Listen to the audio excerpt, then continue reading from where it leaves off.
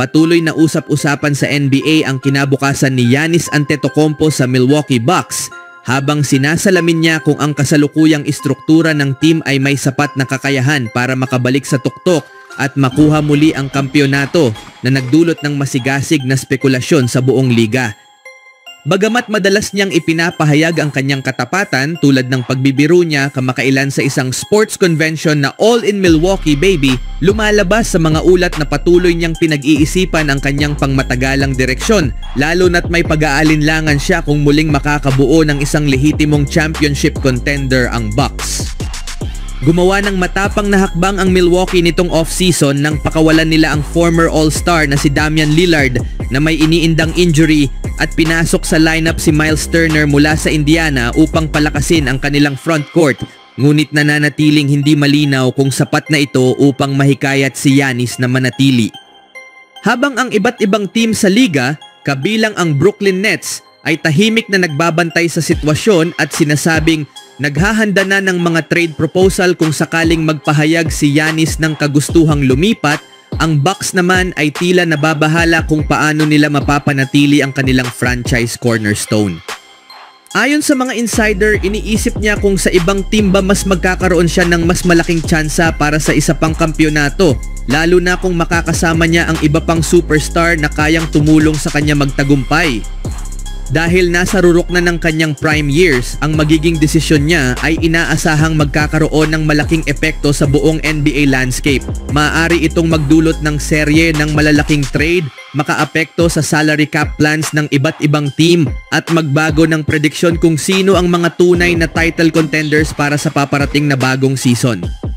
Kung mananatili siya sa Milwaukee, kailangang gumawa ng matapang at mapanghikayat na mga hakbang ang management para ipakitang seryoso silang bumuo muli ng panalong roster sa paligid niya. Ngunit kung sakaling lumipat siya, posibleng ito ang maging isa sa pinakamalaki at pinakakritikal na trade scenario sa kasaysayan ng NBA sa mga nagdaang taon. Sa sumunod na balita naman, habang ang Golden State Warriors ay naghahangad na palakasin ang kanilang roster ngayong off-season, partikular sa pamamagitan ng pagsuyo sa veteranong sentro na si Al Horford, malaki ang posibilidad na magbago ng husto ang komposisyon ng kanilang rotation sa susunod na season. Gayunpaman, sa kanilang pagsusumikap na makuha si Horford, naging malinaw ang paninindigan ng organisasyon tungkol kay Draymond Green. Habang papalapit na sa dapit-tapon ng kanyang career, kinakailangan niyang tumanggap ng mas maliit na papel sa depensa upang manatiling epektibo sa panimulang lineup. Bagamat mahusay ang ipinakita ni Green noong nakaraang season na halos mapabilang pa nga sa mga seryosong kandidato para sa Defensive Player of the Year, kailangang gumawa ng pagbabago ang Warriors upang manatiling matatag ang kanilang depensa at bahagi nito ang pag-a-adjust niya. Sa pagsisimula ng off-season, naiulat na ang Warriors ay nakipagkasundo na sa ilang free agents gaya ni Horford at De'Anthony Melton at balak tapusin ang mga negosasyong ito kapag nalutas na ang issue kaugnay ni Jonathan Kuminga. Malinaw na si Horford ay tugon sa matagal ng pangangailangan ng Warriors. Noong nakaraang season, matapos magsimula si Trayce Jackson-Davis bilang starting center, agad na lumipat ang team sa paggamit kay Green bilang sentro, isang hakbang na nagsakripisyo ng laki sa posisyon upang mapakinabangan ang husay ni Green sa depensa. Ngunit sa pag-usbong ni Quinton Post mula sa G League, isinama siya ng team sa rotation. Bagamat maganda ang ipinakita niya, averaging 8 puntos, 3 rebounds, 1 assist at 40% sa 3-point shooting, hindi naging sapat ang kanyang depensa at lumitaw ang limitasyon nito sa loob ng paint.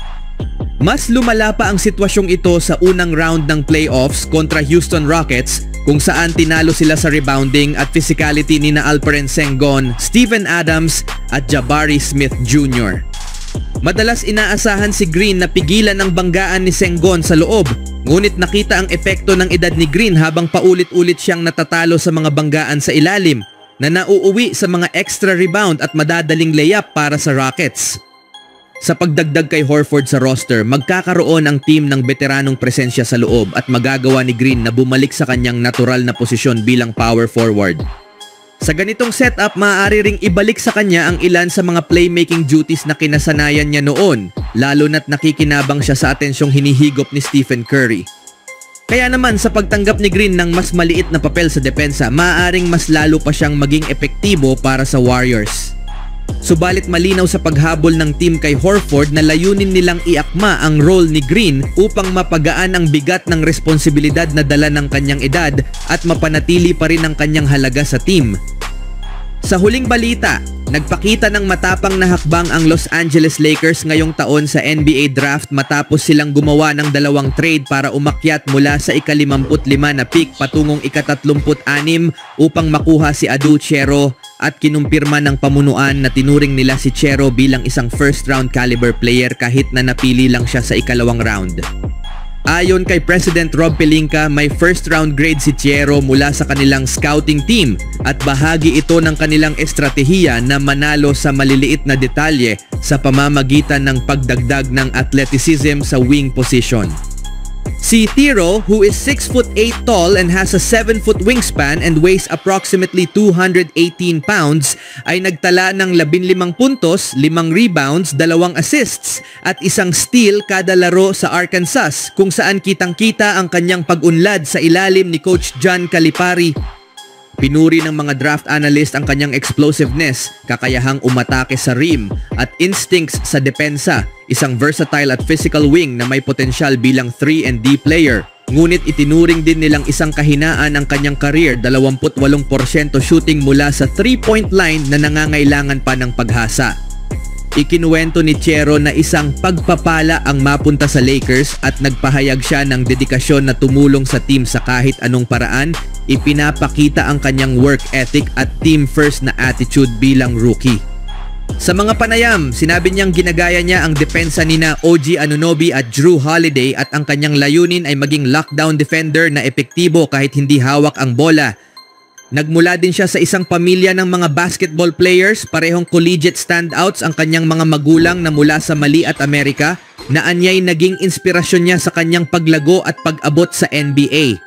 Bagamat draft pick na siya, hindi siya makakapaglaro sa Summer League dahil sa pag-recover mula sa left knee injury na nakuha pa niya nung nasa college pa siya, ngunit inaasahang makakabalik siya sa training camp at lalaban para sa spot sa regular season rotation.